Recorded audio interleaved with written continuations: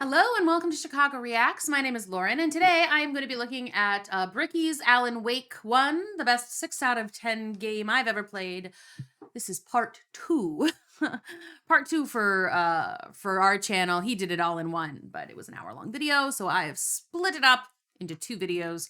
We are going to just kind of get right into it. I know that there's been a couple of other requests for some other Bricky videos, and we will get to those, but I wanted these to come out first combined. So let's begin. Alan has a few visions while under the water, and start at part 4. Here we are. Episode 4 starts off as one of the more annoying episodes. This is simultaneously the best and worst episode in the game. On my initial run through, I didn't find it too aggravating, but I can imagine on subsequent playthroughs, this is probably the part most people dread and then love because it's the best and the worst. Alan wakes up, Zynga, in the mental hospital ran by Dr. Hartman, who he met earlier. Place where Hartman goes through the entire list of psychiatric trauma that Alan has been experiencing, commenting on his wife dying and his inability to cope with those issues. He goes through the entire laundry list of psychiatric breakdowns and episodes that you'd expect him to. You know, Alice is dead. None of this. Handle it. I called it. Hallucinating, paranoid, gaslighting, whatever, girl boss, gatekeep,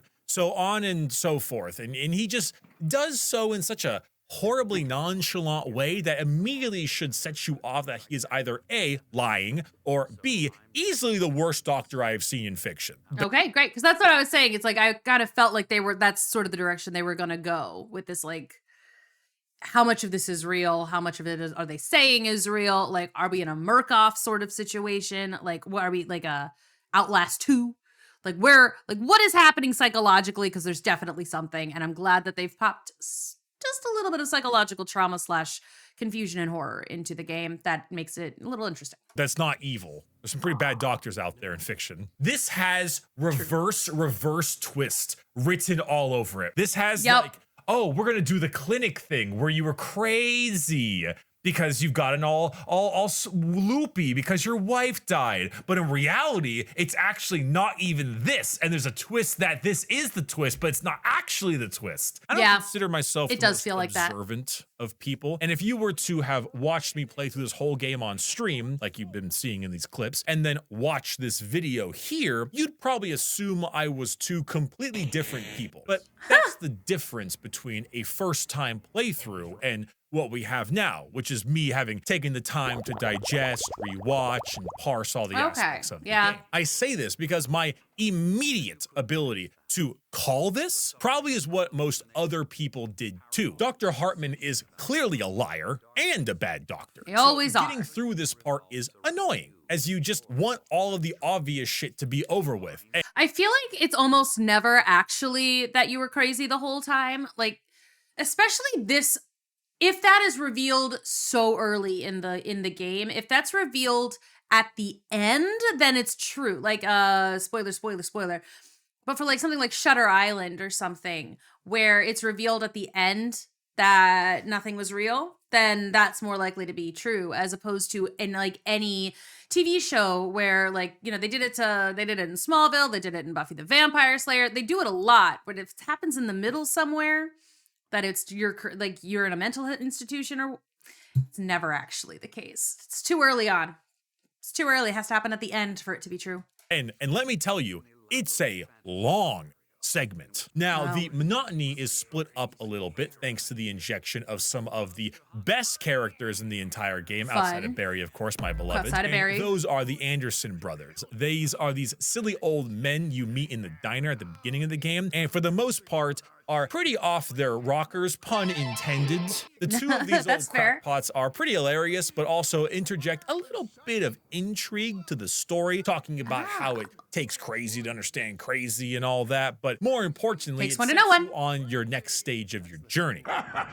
Zane! You're all right, Tom. Hey, we like him, don't we, bro? He's got to go to the farm. The Anderson farm. Valhalla! Ooh, that doesn't sound great. There's something because, I mean, look, there's a lot of little Anderson. I mean, I don't know about Anderson, but like the farm sounds like going to the farm upstate. Like when your dog dies, you go to the farm upstate. Valhalla, it's where you go after you die if you're Norse. if you were died in battle.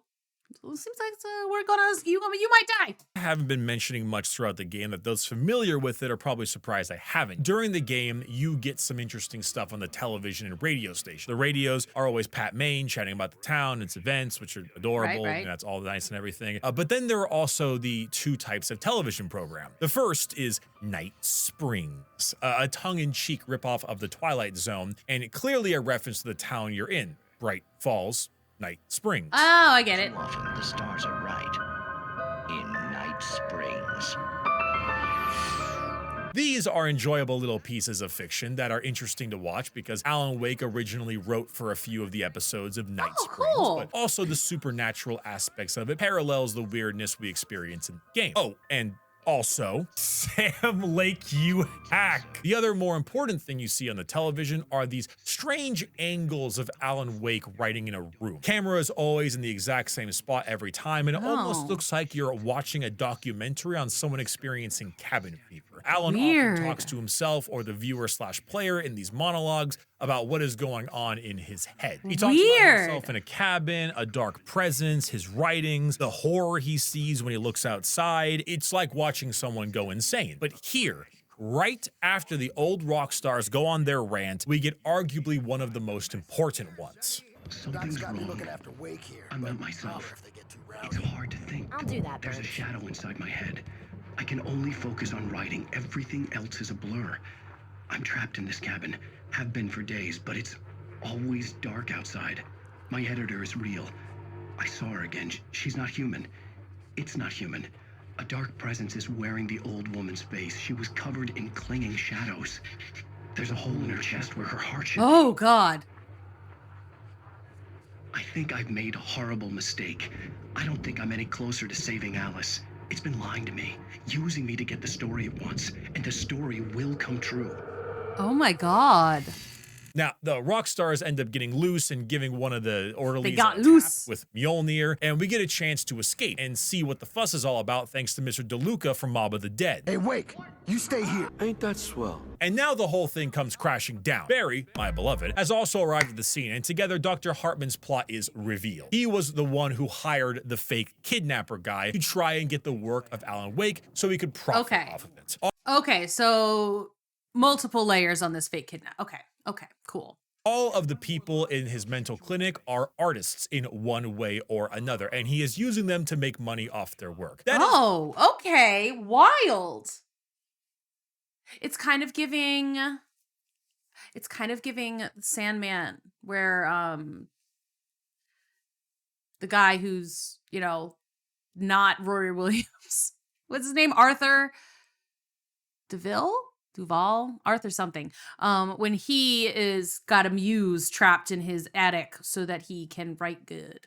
Basically the entire point for this subplot and the kidnapping plot altogether. A greedy asshole doctor trying to use them for their talent. All right. I find it particularly annoying because it's just such a huge, obvious red herring, but during these sections, they do sprinkle in moments like the TV broadcasts and other crazy bits and pieces, so you can't really skip it or just not pay attention to it. It's mostly just a poor section that is slow, boring, and most painfully not vital to the story, except for the small parts that are. So you still need to kind of pay attention. That's frustrating. Even though most of this segment kind of sucks. Okay, so that is a little bit frustrating. I was just talking about this the other day about 2005's Doctor Who, right? There's 2 episodes early on in that show that almost made me stop watching the show entirely, and then eventually I got through them and enjoyed the rest. But there's 2 episodes early on, episodes 4 and 5, and I loathe them. I really can't stand those 2 episodes. I don't think they're funny. I think that they're awful in like every conceivable way, except that there's a lot of lore that's dropped in those episodes. And I'm like, but everything else about the episodes suck. And so I'm just like, but you learn so many things. You meet some really important characters that are introduced in those episodes. Like, there's some important character development that happens in those episodes, but the plot is bad, and the monsters are bad, and the jokes are bad, and I'm just... But you have to watch it to get the lore if you're going to watch it for the first time. So that's what that feels like. Following this, Dr. Hartman gets sent to the Shadow Realm, and Alan makes the worst smile I have ever seen in a video game. Then we go into the worst combat section of the whole game. Oh, good. It starts off with a ton of poltergeists, the moving objects. Then it hits you with the hedge maze full of big, mediums, and small types of enemies. And then the worst offender by far, this metal Barry, your beloved. Barry is trying to get the gate open and find the proper key, aka an excuse for it to basically be a holdout section, and they spit out every kind of terrible enemy at you, and it absolutely sucks. Not only does Alan move in 2010 tank controls, but he also has the aforementioned geriatric stamina bar. Oh, right. So He talked you are about that. instantly surrounded by enemies and cannot run from them to reposition whatsoever. Ugh. You have light enemies coming from your sides, heavy enemies making up the entire front, and medium enemies sprinkled throughout. And I mean, we've talked about it a bit already before, but the medium enemies are so terrible. It's not that they're hard to kill. It's not that they're particularly fast. It's the fucking axe throwing. Nope. I have already bitched about the axe throwing before, but it's such a horrendous thing to deal with. So in Alan Wake, there's a dodge button. It's very simple. Just press the left bumper with a directional cue. Of course, it still requires a bit of timing, but enemies can combo and stun lock you if you good. up. Axes can be dodged, but it requires the same command as dodging everything else. And when you are trying to dodge a small fast guy into a heavy swing, while axes are coming at you from the back line, it's just this perfect combination of all different things at once that you cannot handle. So see, it feels like I think I would do a really bad job with like Dark Souls because it's just twisting and jumping and dodging and rolling around. But it seems like in something like this, you definitely want to have that ability to roll and dodge. And oh my God. So this particular section is a combat abomination in a game whose combat isn't very good to begin with. And all the while, I'm being pelted by axes the entire time, which is absolutely so typical of Alan Wake, because following this terrible segment, you get one of the best segments of the whole game. Okay. Al, please tell me we're headed for the nearest "You're now leaving Bright Falls. Come back soon" sign. I love, why do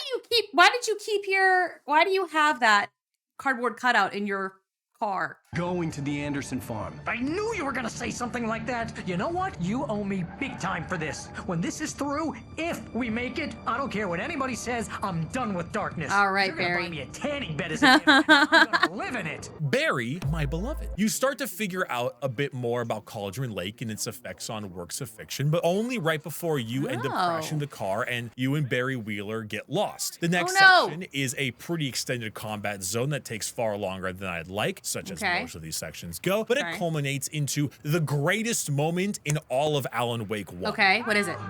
Run! Incoming! There's too many of them!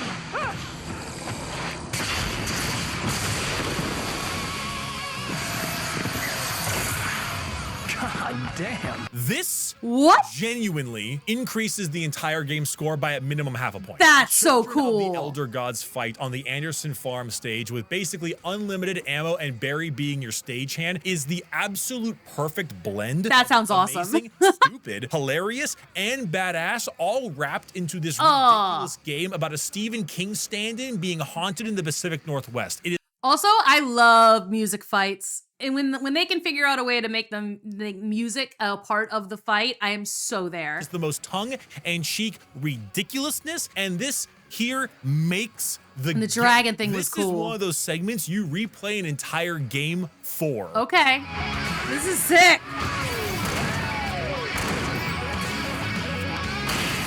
Nice. Double blast. Got him.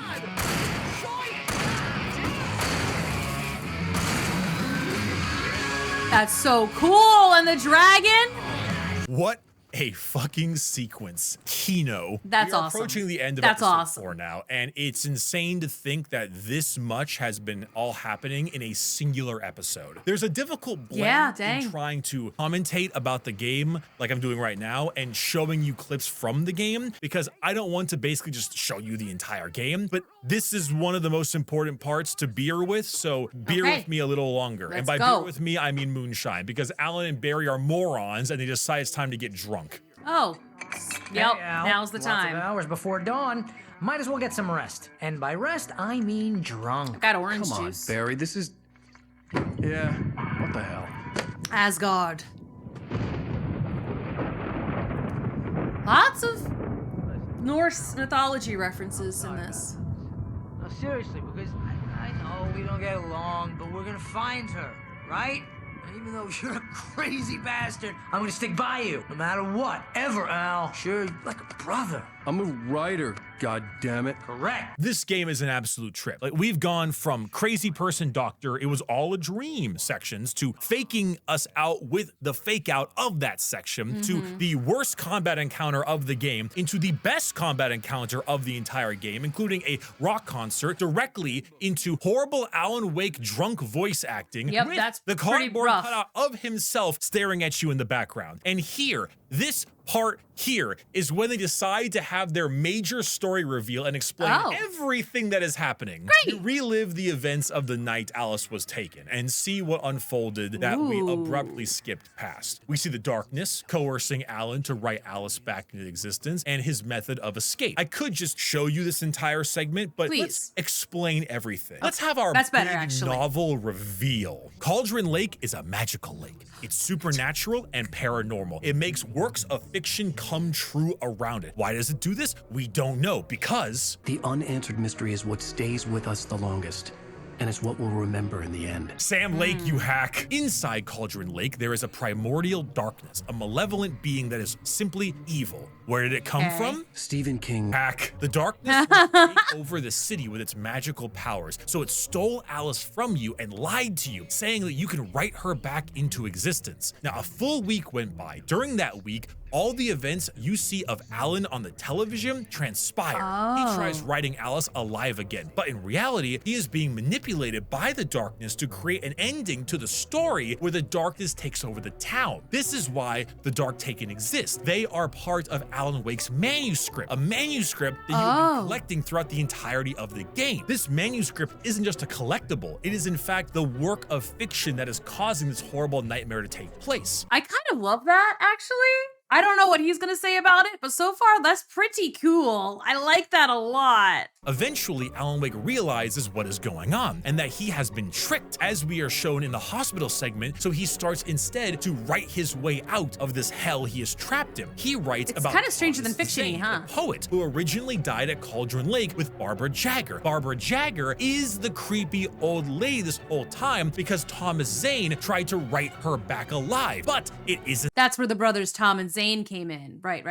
The same Barbara. It's the darkness wearing her as a sort of vessel, which is why Thomas Zane tried to unwrite the situation, which actually led to the Cauldron Lake cabin going under the water in the volcanic eruption. But the dark presence still lingers. So now, Alan Wake, a week after writing, decides to write Thomas Zane as a mysterious savior for him in the cabin. Turns out it isn't God's revolver, it's Thomas Zane's revolver. That bright light, it's the diving suit that Thomas Zane is represented as because he was an old diver. So Thomas, coming back to life from Alan's book, saves him from that 1 week of time and gets him out of the darkness of the lake, in which he then deliriously drives his car, and Alan wakes up in the beginning of the game right after Alice is originally kidnapped. Yes. Wow. All right. That's complicated. I'll fix it. I'll bring her back. So now the events of the game make sense. I think everything. Kind of, yeah. That's actually okay. Look, it's a little complicated, but it is pretty cool. I like that a lot, actually. I like that. Again, it gives kind of stranger than fiction. And it makes sense why now there's monsters and Okay, that's actually pretty good. Everything leading up to this is answered, except they haven't been. And I'm lying to you. We Hey, have a stop lot that. of answers. God is Thomas Zane. Creepy old lady is darkness, but Barbara Jagger's body. And where that week of time went, along with the manuscript and television recordings of Alan Wake, we have all of those answers. Okay. But even though there are still even more, we are only 2/3 of the way through the game. Oh, God. We still have more things to answer. Okay. We have an objective now. We know what is happening, and we know what we now need to do. Nothing can stop us now. Except. I wrote it. It's my fault. I That's wrote it. right, James Joyce. It's your fault, and you're gonna pay for it. Don't worry, I'm back. Who are you again? Writing episode 5 and 6 was something else, so we needed to take some time. Fair. I'm back though. Hey, welcome back. That ends episode 4. It's a really meaty one with the highest highs and the lowest of lows. Okay. Now, whether you call this a good thing or a bad thing, That was the police officer, episodes right? 5 and 6 move by at a much quicker pace and will most likely have a lot less to discuss. Despite Alan's little foray into the police station, Giga Chad Nightingale is sucked away by the darkness almost immediately. Bye. And you Good. Fuck off, Chad Nightingale. You spend a lot of the next section with the police officer Sarah, you met in the beginning of the game, and Barry. Sarah is taking this whole darkness is consuming the town situation rather well, and it makes sense when you see what she's trying to do. Here's a list of people and phone numbers. I need you to call them and tell them you have a message from me. Night Springs, okay? They'll know what to do. Okay. Springs? Like the TV show? Gotcha. Oh, hey, that radio guy is on the list. Maine. Who's Frank Breaker? He related to you? My dad. Hey, is this like a secret society? Good question, I Barry. think the reason episodes 5 and 6 questions. move at a much quicker pace is because you aren't really discovering the mystery anymore. You're doing your best to find a way to stop the darkness, but because the mystery of the story has been unraveled, you spend most of this section fighting the take. It's primarily a gameplay section with much more tangible objectives like alert everyone. See, that's better. I feel like I like having tangible objectives and not just go to the place and look for a thing. It's well, what is my goal here? What am I trying to do and why? And I prefer that, especially if you're gonna have a lot of combat stuff. It's like, well, I'd like to know why I'm going to a place and what I'm doing instead of just leaving, you know?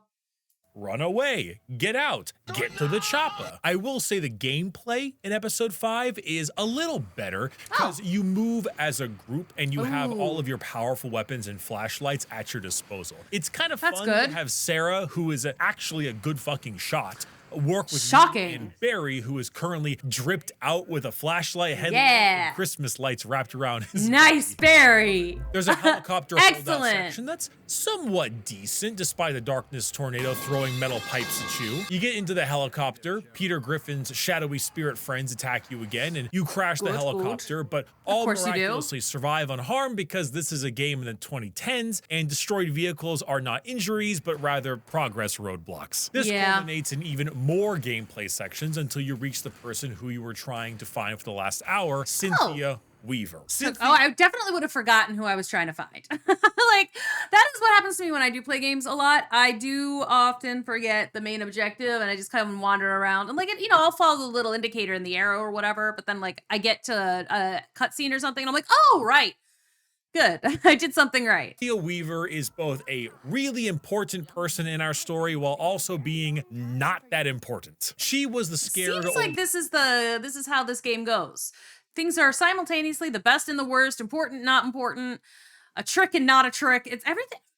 It's a game of studying duality for sure. Woman and the diner at the beginning of the story, and was also an admirer of Thomas Zane way back when, jealous of Barbara Jagger. She is fully aware of the darkness issues that plague Cauldron Lake, so she has spent most of her life as a kooky crazy lady surrounded by lights so that the darkness could never reach her. Throughout the game, you are actually able to find weapon caches that are only shown if you light up arrows and text with your flashlight. Light reactive drawings, basically. There is a time where you weren't quite sure what these could be. A mysterious savior, Thomas Zane, aka at the time God, or someone else. But in reality, these are Cynthia storing various light sources around the town in case she needs assistance. So Cynthia says that she has a special item that Thomas Zane left behind. Something that will banish the darkness and save everybody. A light MacGuffin, so to speak. Located in a very special, well-lit room. Of course, I have it. Who is a lot less of a dick at this point. Oh my God, they call it the well-lit room.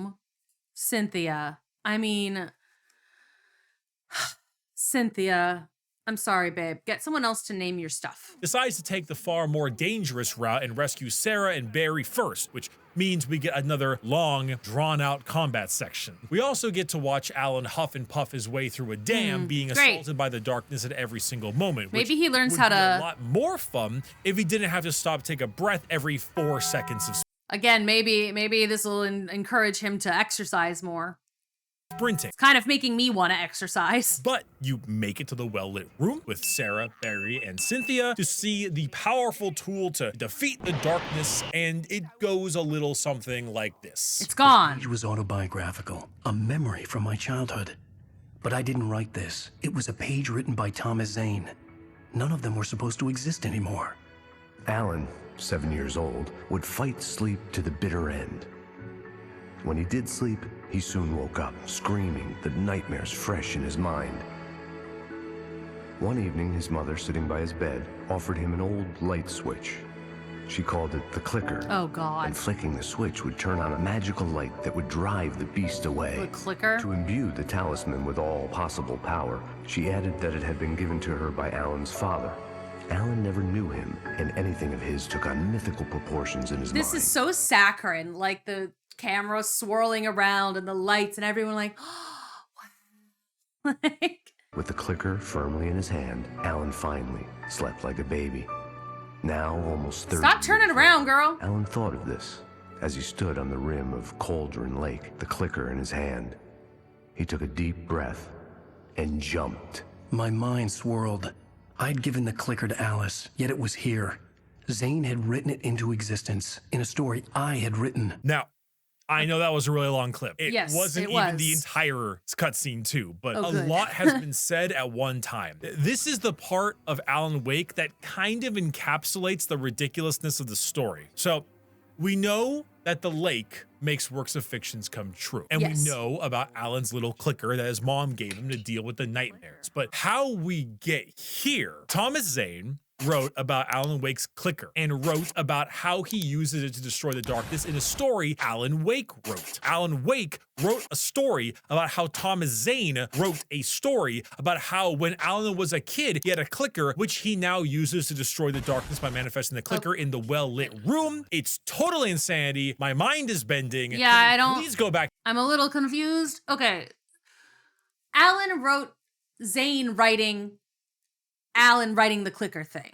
Okay, I think. To Deerfest. So, one more time. Alan Wake wrote a story about how Thomas Zane wrote a story about how Alan was a kid with the clicker and he's going to use it to destroy the darkness by manifesting the clicker in here and now, right now in the well-lit room. This creates a paradox in Alan Wake, which is fine because it's not really important to the story. Like, I'd argue that time paradoxes are annoying when they're the focal point of the entire story, but in this case, it's a side beat. It isn't Yeah, it's like too much of a it's pain. fine. But Don't worry about basically, it. it comes down to the question that is probably on your mind, which is, well, who wrote who? Did Thomas Zane write Alan Wake? Is Thomas Zane the actual author, or is Alan Wake the author? Like, who is a character right now? I don't know. Before his death? Because that does kind of work out in terms of when the house sunk into Cauldron Lake around the 70s, and look at Alan's age and everything. Or did Alan Wake write that Thomas Zane wrote him? And because he wrote this now, it actually affected the whole clicker story when he was a kid, like adjusting the future changes the past. Or is it all metaphorical? The clicker was already there and Alan used it as a good idea for his story when he was trapped in the dark place for a week. Did Thomas Zane write Alan Wake's life to this point? Or did Alan Wake, in order to get out of the dark place, write Thomas Zane writing him out? Oh my God. Options. It might be explained in Alan Wake 2. I don't know. It doesn't matter because who cares at this point? We have the clicker and we're gonna go stop the darkness. Episode 5 is done. Episode 6 though, the final episode of Alan Wake. Mostly, we're gonna cover the other stuff in another video. It's probably the one I have the least to talk about, which is crazy because it's the ending, but you'll figure that out in a moment. It opens with another flashback to Alan and Alice in their New York apartment, which is just some generally good backstory. There's a fun little TV show segment with a live action Alan Wake talking about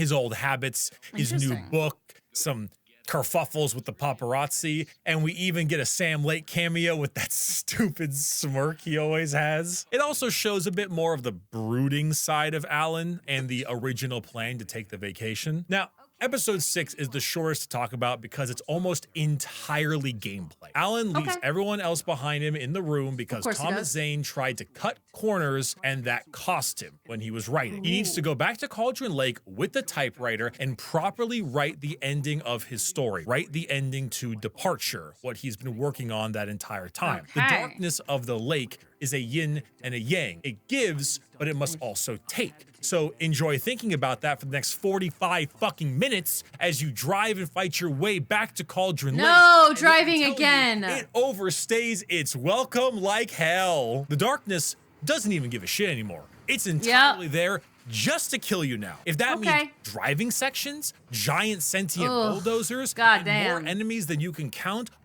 it's gonna do it. The final climactic section of Alan Wake is a significantly too long combat sequence with bad gameplay, worse bosses, and abysmal driving. The final boss fight, I guess, is a culmination of just firing a bunch of flares at a darkness tornado. That's it. It's not good. After that, there's some shenanigans with it pretending to be your wife. Thomas Zane is floating around in his funny diving suit, which is kind of derpy. That does look kind of silly. Actually, that might be worth it. And introducing you to another character called Mr. Scratch, who we will talk about in another video. And then the ending. Take the clicker, place it in the hole in the heart of the darkness, and you turn it on, banishing the darkness for the time being. However, as we mentioned before, the lake must give and take. So Alan dies. Wake at Cauldron Lake, written by Sam Lake, sits on the typewriter and basically sacrifices himself for his wife, Alice. He writes her back into the world and traps himself in the dark place at the bottom of the lake. The most important part of the game occurs after this. Deerfest! You get a strange-looking diner gal and Giga Chad Nightingale behind wooden planks, and Alan ends the game with this line. It's not a lake. It's an ocean. I'm really proud of you, Sam Lake. You really took after Stephen King because this ending is a load of horse shit. Yep. Sam Lake, you hack. Okay, it's not entirely It's not fair. great. It's not a terrible ending, but I do think it leaves a lot to be desired. Firstly, the entire last 45 minutes of the game is an extended combat sequence in a game whose weakest part is easily its combat. Yeah, so that it's sucks. already set us up for difficulties. The lake needs to give and take wasn't something that was set up, I think, thoroughly enough. It's mentioned and brought up a bit, but in a game that's so bizarre and full of metaphors, I think the lake give and take could have been expressed a lot more. It creates this melancholy ending where you kind of feel strange that Alan has to sacrifice himself in a way. But you're also not surprised, I don't think. Obvious. I feel like it's not surprising. It's not a surprising ending based on everything else that we've learned about it so far. I feel like that sacrifice needed to be built up more. It feels like it was just kind of plopped in at the end. Then there's the final line of the game. One, I don't know what the fuck he meant by that.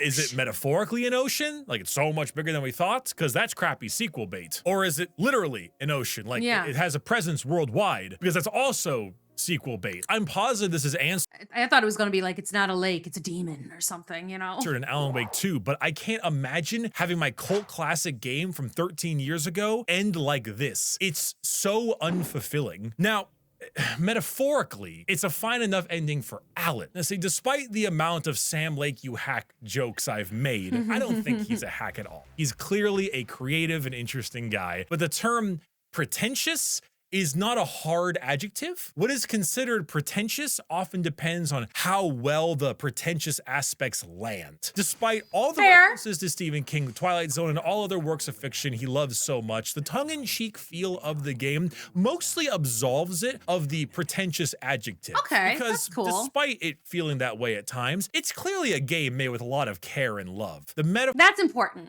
That is important, I think, that if you're going to be referencing things and talking about them and making fun of them and any kind of doing that with the love in your heart for the actual genre, for what you're doing. I feel like that's important.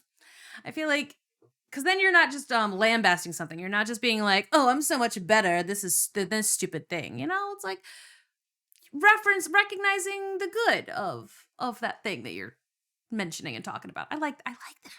And I like the way that he's phrased it. Metaphors for it and the darkness is clearly Alan battling not just with writer's block, but himself as a person. Not only does it stop him from writing, but it creates a rift between him and his wife, which is represented as a literal rift. It also touches on a history of alcohol abuse, anger issues, all of that. So this darkness is not just a real force. It is Alan battling his demons, and his sacrifice at the end of it is in character as he becomes a better person. Where it goes wrong is just the lack of closure in a ton of ways. Like, we don't know what happens to Sarah and Barry and everyone in the room. That sucks. The sequel bait They're at just the stuck end, there forever. and generally just poor setting up of the rules and stakes. Now, I don't want the horror monster explained, and as we already know, neither do they. But there needs to be some kind of set of rules for the story, what its powers are, how it can be killed, and everything surrounding that. I think they're a bit too loose with these rules, and that's where it faltered in the end for me. That being said, this is a game that urges a second playthrough and almost demands one with the amount of things you can understand and again find on the second go around. Context. That's one of those things too about those kinds of things. It's like if there's a lot of collectibles that actually are really lore important, that can be fun to go back and replay, even if other aspects of it are annoying. That can be understood a lot better. Unfortunately, it's not something that I want to play again because the combat in it is so mediocre. This is That's where wikis come in handy. Like go up and like, oh, what are all the collectibles that I missed? What is the story there? Have the title of the video. Alan Wake 1.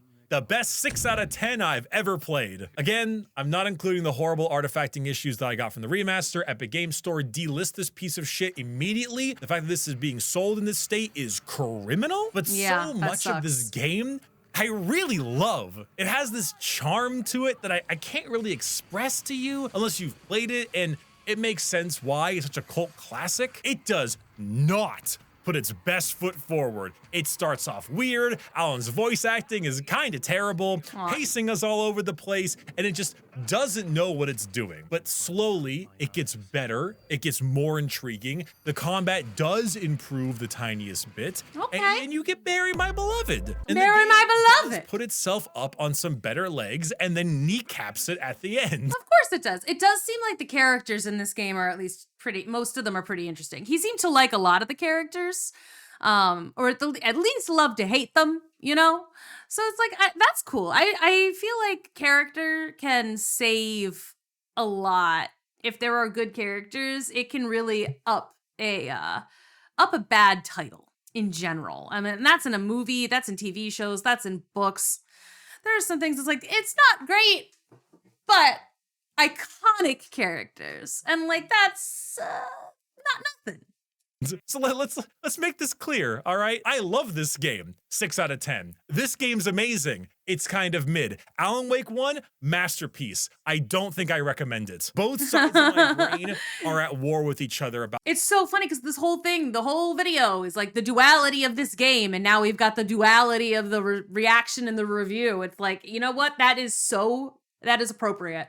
It fits. Alan Wake. But what I think I can settle on is that you can count me in as one of the cult fans of this title. Okay. I love this game, even if the critic side of my brain wants to shit all over it. It is too much fun with its storytelling. Okay, and again, so again, like he was talking, these two are talking about Norse mythology a lot, right? So we got Odin and Thor here too. So I'm like, I don't think he really touched on a lot of the Norse mythology stuff, but it feels like there's a lot of it in this game. Just it's threaded in there, and I wonder what that has to do with the game, with the story, if there's anything hidden there, you know, in all of the Norse mythology stuff. Feel the palpable love and laughter that comes from the developers as they were making this title. It is the best 6 out of 10 I have ever played. The next video we'll be doing is on Alan Wake 1's DLC and extra special episodes at the end of the game. I'm gonna combine those two both into one big thing and make another video, American Nightmare. After we're done with that, we're gonna play Control. And after we're done with that, it is Alan Wake 2 time. Let's see if the hype is to be believed. Thank you. All right, let me know if you want me to look at any of those. Thank you everyone so much for watching. Check out some merchandise at orchidate.com if you want to snag yourself some awesome stuff like dice, trading card game Ooh, I match, want shirts, dice. hoodies, I and love so dice. on. And I will see you next time. Okay. In Springs. In Night Springs. Okay. Woo! All right, fun. All right, that is over. We finished the Alan Wake thing. Hilariously, like one of the last videos I looked at, there was an Alan Wake reference, and I was like, actually understand that one now. And it's always exciting. And honestly, that's one of the things I do appreciate about watching a lot of these kinds of videos is that suddenly I have references and I can understand. I understand so much more than I ever did before. And I think that's fun. So, I mean, again, I know that the people wanted me to look at like the Carl Rage or something. Cage Raw. I'll figure it out. But I know somebody wanted me to look at that one. So let me know other Bricky videos to watch, and let me know if they are an hour long. Do you want me to, or like, I don't know, like, do you want me to like sit here for 2 hours and react to something that's an hour and 40 minutes? I can, or is it just kind of splitting the longer ones into two work a little bit better? So let me know what you think, and let me know what to look at next. Don't forget to like the video, subscribe to the channel if you haven't already, and I'll see you in the next one. Bye-bye.